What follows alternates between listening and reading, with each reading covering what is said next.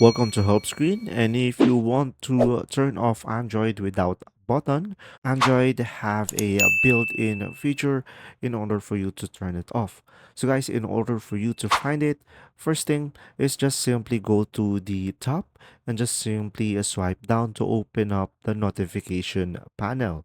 And as you can see over here, I have a gear icon on the top right, and we have the power button. So just simply select the power button over here.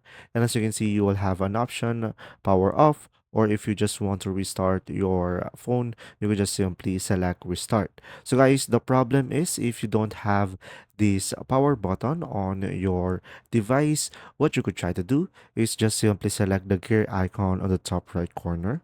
And now from here, just simply scroll down and you should be able to see here software update. Now from here, just simply select download and install over here at the top, and it will check for some updates. And when there is an update, make sure to download them so you will have this option right here, the power button. And that's it. I hope this video helped you understand more.